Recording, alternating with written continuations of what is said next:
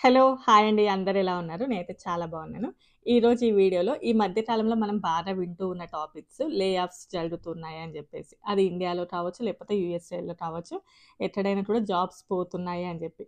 So, ఈరోజు topic ఏంటి అంటే, మనవి జాబ్స్ పోయినప్పుడు ఎక్కడ కొంచెం పీస్‌ఫుల్‌గా ఉంటది అని జెప్పేసి. అంటే ఐ మీన్ ఇండియాలోనా? లేకపోతే యూఎస్‌లోనా? అంటే పీస్‌ఫుల్ అని కాదు. కొన్ని డిఫరెన్సెస్ ఉంటాయి. ఆ డిఫరెన్సెస్ గూడా మనం స్ట్రెయిట్‌గా చెప్పలేము. ఎందుకంటే ఇక్కడి కల్చర్ డిఫరెంట్ అండ్ ఇక్కడ డాలర్ వాల్యూ అందరూ డిఫరెంట్ కాబట్టి, మనం అంత స్ట్రెయిట్ ఫార్వర్డ్‌గా ఇలానే అని చెప్పలేం కానీ, కొన్ని డిఫరెన్సెస్ ఏంటి అని చెప్పేసి అయితే ఈ వీడియోలో మీతో షేర్ చేద్దాం అనుకుంటున్నాను. అండ్ రీసెంట్‌గా కొంచెం మా ఫ్రెండ్స్ గ్రూప్స్ ఉంటాయి కదా! అందులోపల ఈ టాపిక్ వచ్చిండే. అంటే అసలు ఇండియాలో మరి పరిస్థితులు దారుణంగా ఉన్నాయి. ఇలా జాబ్స్ పోతున్నాయంట అని. సో, యూఎస్ఏలో కూడా అలానే ఉన్నది అని చెప్పి. బట్ యూఎస్ఏలో బెటరే అసలు జాబ్స్ పోయినా కూడా కొంచెం పీస్‌ఫుల్‌గా ఉంటదని జెప్పి. నాకు చాలా షాకింగ్ అనిపించింది. ఎందుకు పీస్‌ఫుల్‌గా ఉంటది యూఎస్ఏలో అని జెప్పేసి. సో, వాళ్ళ ఒపీనియన్స్ కొన్ని ఉంటాయి కదా! అవి షేర్ చేశారు. బట్ నాకైతే అవి కరెక్ట్ కాదు అని అనిపించింది. సో, ఇంక ఈ వీడియోలో అయితే అవి కూడా మీతో అయితే మొత్తం కూడా షేర్ చేస్తాను. సో, ఇంకెవరైనా మొదటిసారి మన ఛానెల్‌ని చూస్తున్నట్లయితే తప్పకుండా సబ్స్క్రైబ్ చేసుకోండి. వీడియోకి లైక్ చేయండి. ఎవరికైనా యూజ్ అవుతదనుకుంటే షేర్ చేయండి. చాలామంది చిన్నగా చెప్పండి, చిన్నగా చెప్పండి అని అంటున్నారు. ఏమో ఇంక నేనైతే చిన్నగానే చెప్తున్నా కదా! అని నాకైతే అనిపిస్తూ ఉంది. సో, కొంచెం స్లోగానే చెప్తాను. అండ్ ఇంకా కొంతమంది మీ వాయిస్ సరిగ్గా వినిపించట్లేదు అంటున్నారు. మేబీ మైక్ ప్రాబ్లమ్ అయితే ఏం కాదు. బానే వినిపిస్తుంది అనుకుంటున్నాను. ఏదైనా ప్రాబ్లమ్ ఉంటే క్లారిటీ లేదు మైకు అంటే తప్పకుండా కామెంట్ సెక్షన్‌లో చెప్పండి. ఇంకోటి ఏదైనా తీసుకుందాం. సో, ఇంకా ఫస్ట్ థింగ్ మనం జాబ్స్ గురించి చెప్పుకుంటే చాలా వరకు సాఫ్ట్‌వేర్ అంటే ఒక క్రెడిబిలిటీ ఉంటది. కానీ నిజంగా ఫినాన్షియల్‌గా చెప్పుకుంటే సాఫ్ట్‌వేర్ జాబ్ కంటే కూడా బయట చిన్న చిన్న బిజినెస్ వాళ్ళకి వచ్చే సాలరీసే చాలా ఎక్కువగా ఉంటాయి.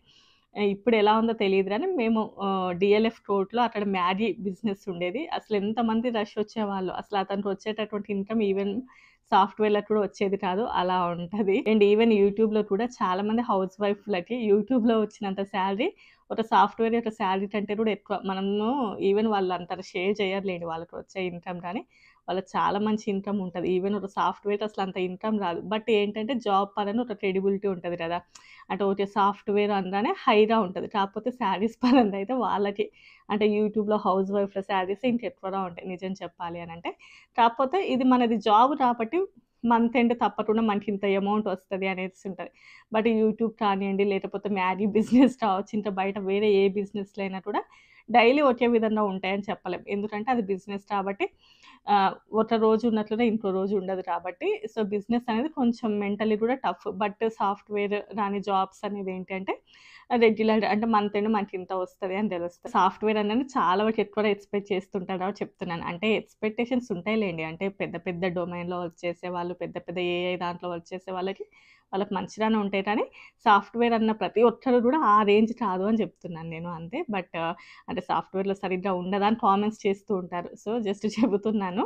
అంతా ఓకే. అంటే ఇప్పుడు మెడికల్ షాప్ రన్ చేసే వాళ్ళకి అండ్ సర్జన్‌కి డిఫరెన్స్ ఎలా ఉంటదో, చిన్న స్టేజ్ నుంచి హై స్టేజ్ వరకు అందరూ డిఫరెన్సెస్ ఉంటూ ఉంటాయి.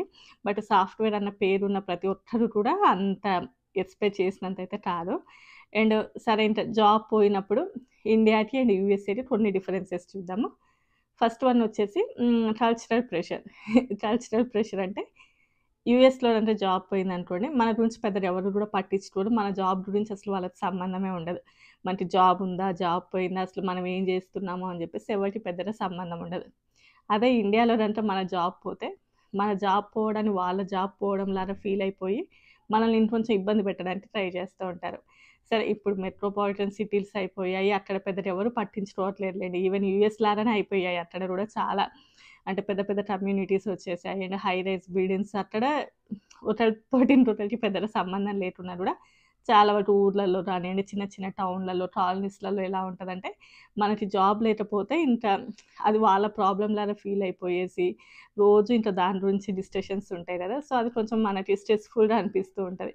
బట్ యూఎస్‌లో మాత్రం చిన్న చిన్న పల్లెటూరైనా గానియండి, కాలనీస్ అయినా గానియండి, ఎక్కడైనా కూడా మన జాబ్స్ గురించి అయితే పెద్దగా ఎవరు గూడా పట్టించుకోరు. సో, ఇంకా ఆ విషయంలో కల్చరల్ ప్రెషర్ లోపల మనకి ఇండియాలో కొంచెం ఇబ్బందికరంగా అనిపిస్తది. యూఎస్ తోటి కంపేర్ చేస్తే. అండ్ నెక్స్ట్ వన్ వచ్చేసి immediate impact. Immediate impact means అంటే డైలీ పే వస్తేనే మనము లైఫ్ లీడ్ చేయగలం గాబట్టి అంటే ఈవెన్ ఇండియాలో ఉన్నా కూడా, యూఎస్‌లో ఉన్నా కూడా ఈ విషయంలో ఇద్దరికీ కూడా ఇబ్బందిగానే ఉంటది. అంటే మనం డైలీ పే చెక్స్ మీదనే సర్వే అవుతూ ఉంటారు కాబట్టి. సో, అంటే గ్రాసరీస్ కానియండి, లేకపోతే హౌస్ రెంట్ కానియండి, వీటన్నిటితోటి ఇబ్బందిగా ఉంటది. అది ఈవెన్ యూఎస్ అయినా, ఆర్ ఇండియా అయినా కూడా. బట్ ఇండియాలో ఏంటి అంటే కొంచెం ఫ్యామిలీ సపోర్ట్ అనేది ఉంటది. బట్ యూఎస్‌లో అయితే అది ఉండదు. అండ్ యూఎస్‌లో మెయిన్‌లీ వీసా హోల్డర్స్‌కైతే వీసా టెన్షన్సే ఎక్కువగా ఉంటాయి. ఎందుకంటే 60 డేస్‌లోనే ఎళ్ళిపోవాల్సింది ఉంటది. ఎక్స్‌టెన్షన్స్ ఇవన్నీ వేరే ఉంటాయి. సో, యూఎస్‌లో జాబ్ పోయిందంటే అది పెద్ద మెంటల్ స్ట్రెస్ ఉంటది. ఏంటి అంటే 60 డేస్‌లోనే ఎళ్ళిపోవాలి. మనకి వేరే జాబ్ వస్తదా? లేదా? అని చెప్పేసి అదొకటి. ఈవెన్ గ్రీన్ కార్డ్ హోల్డర్స్ కానియండి, లేకపోతే యూఎస్‌లో సిటిజన్స్ అని అనుకోండి, వాళ్ళకి మాత్రం ఇట్లా డైలీ వేస్ మీద కూడా వాళ్ళకి కూడా ఇబ్బందిగానే ఉంటది.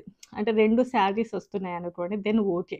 ఏంటంటే ఒకరు మామూలుగా జాబ్ పోయినా కూడా వాళ్ళు వేరే దాంట్లో లీడ్ చేస్తుంటారు కాబట్టి, సో 2 జాబ్స్ ఉన్నాయనుకోండి, యూఎస్‌లో అయినా కూడా ఒక జాబ్ పోయిందనుకోండి, కొంచెం బెటర్‌గానే ఉంటది. అండ్ బట్ ఇండియాలో ఒకవేళ ఇద్దరు జాబ్ చేస్తున్నారనుకోండి, ఒకళ్ళ జాబ్ గనుక పోయిందనుకోండి, కొంచెం ఫ్లెక్సిబుల్‌గానే అనిపిస్తది. అండ్ ఫ్యామిలీ సపోర్ట్ కూడా ఉంటది. ఒకవేళ మనం పల్లెటూర్లలో, ఊర్లలో ఇల్లు అది ఇది ఉందనుకోండి, ఎళ్ళేసి అక్కడ కూడా ఉంటూ ఉండొచ్చు. అండ్ టౌన్‌లలో రానియండి, ఎక్కడైనా కొంచెం ఫ్యామిలీ సపోర్ట్ అనేది ఉంటది. ఇక్కడ ఎవరు ఫ్యామిలీ అయితే మనతో ఉండరు కాబట్టి, ఇక్కడ అది ఉండదు. అండ్ ఇండియాలో కొంచెం షేరింగ్‌గా కూడా ఉంటాయి. కానీ ఇక్కడ కొంచెం డాలర్ వాల్యూ అది కొంచెం ఎక్స్‌పెన్సివ్ కాబట్టి, ఈ విషయంలో మాత్రం ఇమ్మీడియేట్ ఇంపాక్ట్ అనేది యూఎస్‌లో ఉన్న వాళ్ళకి కొంచెం ఎక్కువగా ఉంటది. కంపారిటివ్‌లీ ఇండియాతో పోలిస్తే. అండ్ నెక్స్ట్ వన్ వచ్చేసి సపోర్ట్ ఫ్రమ్ ది గవర్నమెంట్.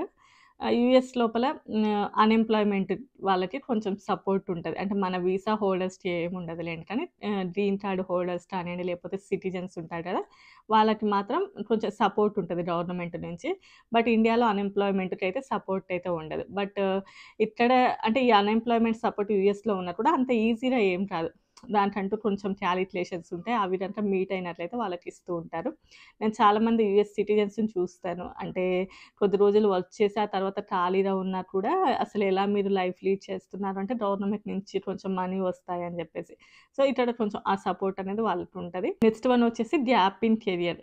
మనకి జాబ్ పోతే మన కెరియర్‌లో కొంచెం గ్యాప్ వచ్చినట్లే గదా! సో, అలా ఉన్నా కూడా యూఎస్ లోపల నెక్స్ట్ మనం ఇంకో జాబ్‌కి అప్లై చేసుకున్నా, ఏదైనా చూసినా గూడా మన స్కిల్స్‌ని బేస్ చేసుకొనే ఉంటది. అంటే నీకెంత టాలెంట్ ఉంది అంటే దానిని బట్టే నీకు జాబ్ లోపల ఎక్కువ ప్రిఫరెన్స్ ఉంటది. బట్ ఇండియాలో కూడా అలానే ఉన్నా కూడా మనకి కొంచెం గ్యాప్ ఉంటే దాని గురించి మనం తప్పకుండా ఎక్స్‌ప్లెయిన్ చేసుకోవాల్సిందుంటది. అంటే ఎంత గ్యాప్ ఉంది? ఎందుకు ఈ గ్యాప్ వచ్చింది? అని జెప్పేసి. అంటే అది కంపెనీస్‌ని బట్టి మారుతూ ఉంటదిలెండి. కానీ అదొకటి ఉంటది. అండ్ నెక్స్ట్ వన్ వచ్చేసి ఈవెన్ అంటే ఇప్పుడు కంపెనీస్‌లలో కూడా బెంచ్ మార్క్ అలా ఉంటది గదా! అంటే ఐ మీన్ మనం ఇంకొక 2 మంత్స్‌లోనే మీరు జాబ్‌లో నుంచి ఎళ్ళిపోవాలని జెప్పేసి కొన్ని కంపెనీస్ ముందే చెబుతారు. సో, ఆ 2 మంత్స్‌లోనే కొంతమంది వేరే కంపెనీస్‌ని వెతుక్కుంటూ ఉంటారు. అండ్ ఇంకా కొన్ని కంపెనీస్ అయితే వాళ్ళని తీసేసిన తర్వాత కొంచెం అమౌంట్ గూడా వాళ్ళకిస్తూ ఉంటారు. అంటే అట్‌లీస్ట్ ఒక 2 మంత్స్ వరకైనా వాళ్ళు సర్వే అయ్యేంత అమౌంట్ గూడా కొన్ని కంపెనీస్ అయితే ఇస్తూ ఉంటాయి. అది కంపెనీని బట్టి చేంజ్ అవుతూ ఉంటది. సో, అది. అండ్ నెక్స్ట్ వన్ వచ్చేసి సర్వే అవ్వడం మనం. అండ్ ఇండియాతో పోలిస్తే యూఎస్‌లో కొంచెం కష్టంగా ఉంటది పరిస్థితులు. ఎందుకంటే చెప్పా కదా! Visa problems mainly. ఇండియాలో మనం ఏదైనా ఒక వర్క్ చేసుకోగలం. అంటే ఇప్పుడు సాఫ్ట్‌వేర్ జాబ్ పోయిందనుకోండి, ఇంకోటి ఏదైనా ట్రై చేయడానికి ట్రై చేస్తాం. అండ్ ఏదైనా చిన్న చిన్న బిజినెస్‌లు ప్లాన్ చేసుకోవడానికి, లేదు అంటే ఇంకా ఏదో వాటెవర్ ఇట్ ఈస్ ఇండ్లలో వర్క్ చేయడం కానియండి, ఇలాంటివి ఏదో ఒకటి అయితే చేస్తూ ఉంటారు. అంటే చిన్న చిన్న వర్క్స్ కానియండి, అట్‌లీస్ట్ ఆ డేకి కొంచెం అమౌంట్ వచ్చేంత. బట్ యూఎస్‌లో ఏంటంటే వీసా ప్రాబ్లమ్స్ ద్వారా అవన్నీ ఏవి చేయలేరు. హెచ్-1 మీద ఉన్న వాళ్ళైతే ఇంకా వాళ్ళ డిపెండెన్సీస్ కూడా అవేమి చేయలేరు. బట్ యూఎస్‌లో వైఫ్ అండ్ హస్బెండ్ గనుక వర్క్ చేస్తే దెన్ ఓకే కొంచెం.